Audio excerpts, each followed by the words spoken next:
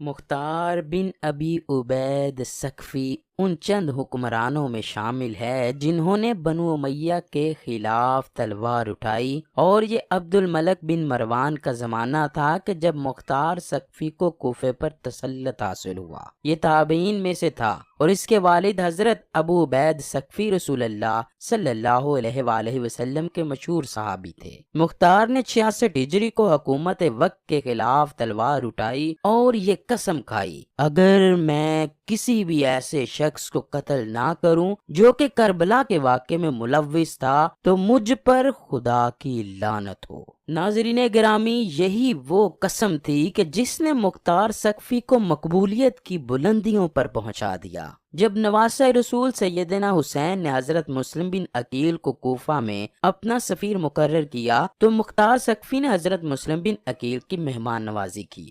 اسی دوران یزید نے صحابی رسول کو ہٹا کر ایک سخت دل انسان عبید اللہ ابن زیاد کو کوفے کا گورنر مقرر کیا، جس نے آتے ہی حضرت مسلم بن عقیل کے خلاف محاذ کھڑا کر دیا اور مختار ثقفی سمیت بہت سے لوگوں کو حضرت مسلم بن عقیل کا ساتھ دینے کی وجہ سے جیل میں بند کر دیا، اور پھر دھوکے سے حضرت مسلم کو شہید کر دیا گیا۔ مختار ثقفی جیل میں اس آس پر تھا کہ نواسہ رسول حضرت سیدنا امام حسین کے آتے ہی کوفہ کے حالات ٹھیک ہو جائیں گے، لیکن بدقسمتی سے ایسا نہ ہوا، اور بالآخر وہ واقعہ پیش آیا کہ جسے تاریخ لکھتے ہوئے بھی خون کے آنسو روتی ہے۔ سیدنا حسین کو شہید کیا گیا۔ اس واقعے کے تقریباً 6 سال بعد مختار ثقفی کو کوفے پر حکومت بنانے کا موقع ملا تو اس نے قسم کھائی کہ واقعہ کربلا میں ملوث تمام کرداروں کو جہنم واصل کروں گا۔ مختار نے کچھ لوگوں کی مدد سے 6000 لوگوں کے ناموں کی فہرست تیار کی جو کہ کربلا میں یزید کے فوجی تھے، اور تہیہ کیا کہ ان میں سے کسی کو زندہ نہ چھوڑوں گا،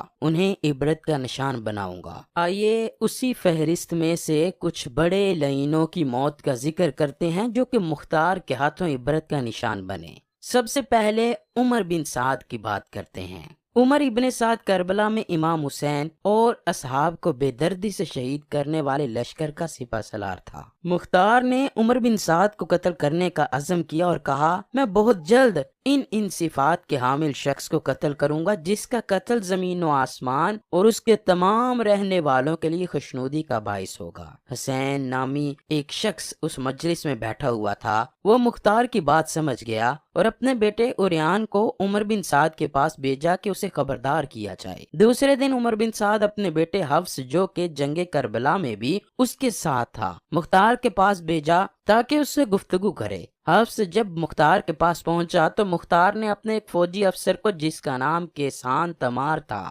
مخفیانہ طور پر اپنے پاس بلایا اور سارے حکم دیا کہ ابھی تم عمر بن سعد کے پاس جاؤ اور اس کا سر تن سے جدا کر کے میرے پاس لے آؤ۔ ابن قتیبہ لکھتے ہیں کہ کیسان مختار کے حکم سے عمر بن سعد کے گھر میں داخل ہوا تو دیکھا کہ وہ بستر پر بیٹھا تھا۔ جب اس نے کیسان کا حشرناک اور غضبناک چہرہ دیکھا تو اپنی موت کا یقین کیا اور چاہا کہ اپنی جگہ سے اٹھ کر بھاگے، لیکن لحاف میں اس کا پاؤں پھنس گیا اور وہ بستر کے اوپر ہی گرا، اور کیسان نے بغیر کوئی مہلت دی اسے وہیں قتل کر دیا اور اس کا سر تن سے جدا کیا، اور یوں اس کی زندگی کا آخری ذلت امیز ورق اور ننگین باب ختم ہوا۔ کیسان جب عمر بن سعد کا منحوس سر لے کر مختار کے پاس آیا تو مختار نے عمر بن سعد کے بیٹے حفص کو خطاب کر کے کہا، اس کٹے ہوئے سر کے مالک کو جانتے ہو؟ اس نے کہا ہاں۔ اس کے بعد زندگی میں کوئی بلائی نہیں؟ مختار نے کہا ہاں، تیرے لیے واقعی زندگی فائدہ مند نہیں رہی، اور حکم دیا کہ حفص کا سر بھی تن سے جدا کر کے اس کے باپ عمر بن سعد کے ساتھ ہی رکھ دیا جائے۔ اس کے بعد مختار نے کہا عمر بن سعد کا سر حسین کے بدلے اور حفص کا سر علی اکبر کے بدلے، لیکن فوراً اپنے جملے کی تردید کرتے ہوئے کہنے لگا ہرگز نہیں، خدا کی قسم کبھی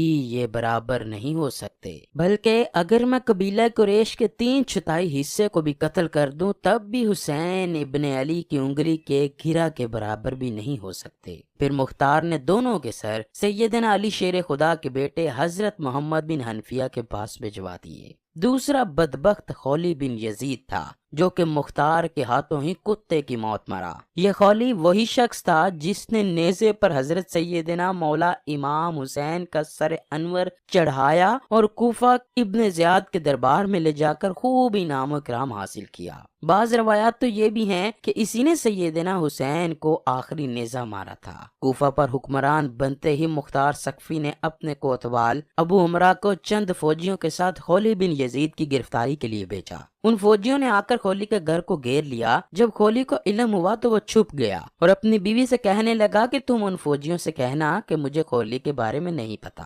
کوتوال نے اپنے فوجیوں سے کہا کہ خولی کے گھر کی تلاشی لو تاکہ پتہ چل سکے کہ خولی گھر میں ہے یا نہیں۔ خولی کی بیوی وہی تھی جس نے سیدنا امام حسین کے سر انور سے پوری رات محبت کی تھی اور خولی پر وہ ناراض ہوئی تھی۔ جب سپاہیوں کو خولی نہ ملا تو بیوی نے ہاتھ کے اشارے سے بتا دیا کہ خولی وہاں چھپا ہے اور منہ سے کہنے لگی کہ خولی گھر پر نہیں۔ خولی بن یزید سر پر ایک ٹوکری لیے چھپا ہوا تھا، اس کو گرفتار کر کے لے جا رہے تھے کہ راستے میں ہی مختار ثقفی مل گیا۔ وہاں ہی مختار نے خولی کے گھر والوں کو بلا کر سب کے سامنے اس کا سر تن سے جدا کیا اور پھر اس کو آگ میں پھینک دیا۔ جب تک خولی کا جسم راکھ نہ بنا تب تک مختار اپنی جگہ سے نہ ہلا۔ پھر اپنے فوجیوں سے کہا کہ اس راکھ کو ہوا میں اڑا دو تاکہ اس بدبخت کی خاک کا بوجھ بھی زمین سے کم ہو جائے۔ اب بات کرتے ہیں شمر کے انجام کی۔ ناظرین گرامی، واقعہ کربلا میں شمر کا کردار بہت نمایاں ہے۔ یہی وہ شخص تھا جو ابن زیاد کا 4000 لشکر لے کر کوفہ پہنچا اور خیموں کو آگ لگائی اور امام حسین کو شہید کیا۔ سن 66 ہجری مختار ثقفی نے قیام کیا تو شمر نے ان کے خلاف ہونے والی جنگ میں شرکت کی، لیکن مختار ثقفی نے شمر سمیت اموی عمرہ کو کوفہ میں ہونے والی جنگ میں شکست دے دی۔ مختار ثقفی نے ارادہ کیا تھا کہ وہ کربلا کی جنگ میں شریک ہر یزیدی کمانڈر کو قتل کرے گا اور اہل بیت کے پاک گھرانے کا بدلہ لے گا۔ شکست کے بعد شمر کوفہ سے فرار ہو گیا، لیکن مختار ثقفی نے خاص طور پر اپنے غلام ضربی کو ایک دستہ فوجیوں کا دے کر اس کے پیچھے بھیجا، لیکن بدبخت شمر نے مختار ثقفی کے غلام اور اس دستے کو قتل کر دیا۔ پھر مختار ثقفی خود اس مہم پر نکلے اور شمر کو گھیر کر اس کو قتل کیا۔ اس کا سر گردن سے اتار کر کالا کر کے نیزے پر لٹکا کر پورے کوفے میں گھمایا اور اس کے دھڑ کو پہلے کھولتے ہوئے تیل کی دیگ میں ڈالا اور پھر کوفہ کے بازار میں جنگلی کتوں کے آگے ڈالا گیا اور پھر شمر کا سر محمد بن حنفیہ کے پاس مدینے بھجوا دیا گیا۔ ابن زیاد، پیارے دوستو، ابن زیاد کوفہ کا گورنر تھا جس نے حضرت مسلم بن عقیل کو شہید کیا۔ امام حسین کو کربلا میں گھیر کر مارنے کے لیے اپنی فوج بھیجی۔ اسی کے حکم پر پانی بند کیا گیا اور اسی کے خط کی روشنی میں کربلا کا واقعہ وقوع پذیر ہوا۔ مروان کی حکومت میں ہی سلیمان بن سرد غزائی نے توابین قائم کیا جو کہ کوفے کے توبہ کرنے والوں پر مشتمل تھا، جو نواسہ رسول حضرت امام حسین کی شہادت کا بدلہ لینا چاہتے تھے۔ مروان نے ابن زیاد کو ہی توابین کے مقابلے کے لیے بھیجا۔ 65 قمری میں مروان کی موت واقع ہو گئی، لیکن ابن زیاد نے پیش قدمی جاری رکھی اور عین الوردہ کے مقام پر توابین کو شکست دے دی۔ اس کے بعد ابن زیاد جزیرہ کے شہروں کو تحت فرمان لانے میں مشغول ہو گیا۔ پھر اس نے مختار عاملین کتاب موصل پر حملہ کیا۔ مختار کے طرفدار تقریت میں عقل نشیبی اختیار کی اور مختار بن ثقفی کو اس حملے سے آگاہ کیا۔ مختار نے اپنی سپاہ بھیجی جس نے ابن زیاد کی بھیجی ہوئی فوج کو شکست دوچار کیا۔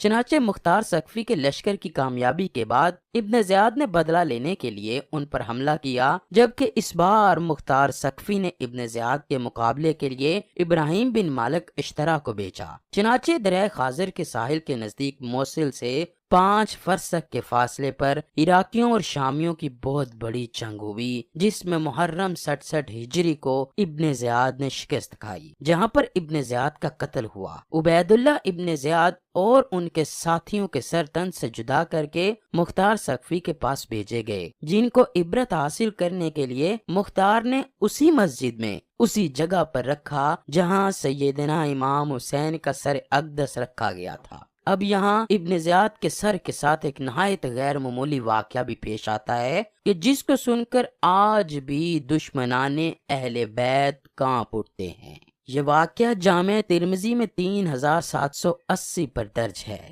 حضرت عمارہ بن عمیر تابعی فرماتے ہیں کہ جب مختار ثقفی کی فوج کی جانب سے جنگ کے بعد یزید کے عراقی گورنر عبید اللہ ابن زیاد اور اس کے ساتھیوں کے سر کاٹ کر لائے گئے تو ان سروں کو ایک قطار میں مسجد میں لوگوں کی عبرت کے لیے رکھ دیا گیا۔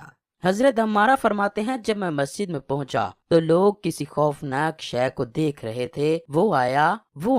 اچانک میں نے دیکھا کہ ایک سانپ جو سروں کے درمیان سے گزرتا ہوا عبید اللہ ابن زیاد کے نتنوں میں گھس گیا اور تھوڑی دیر اس کے سر میں رکا، پھر منہ سے نکل کر غائب ہو گیا۔ کچھ دیر بعد دوبارہ شور برپا ہوا، وہ آیا۔ حضرت عمارہ تابعی فرماتے ہیں کہ اسی طرح اس سانپ نے 2 یا 3 بار یہ عمل دہرایا۔ حکیم بن طفیل تائی نامی یزیدی تھا جس نے حضرت عباس علمدار کے لباس پر قبضہ کیا تھا اور سیدنا امام حسین کو تیر مارے تھے۔ مختار ثقفی نے اپنے سپاہیوں کو اس کی گرفتاری کے لیے بھیجا، تو جب وہ حکیم بن طفیل کو پکڑ کے لائے تو اس کے گھر والے عدی بن حاتم تائی، جو کہ حاتم تائی کا بیٹا تھا، اس کے پاس گئے اور اسے کہا کہ تم مختار سے سفارش کرو۔ مختار نے عدی بن حاتم تائی کے ساتھ بہت عزت سے پیش آیا۔ مختار نے اسے پاس بٹھایا۔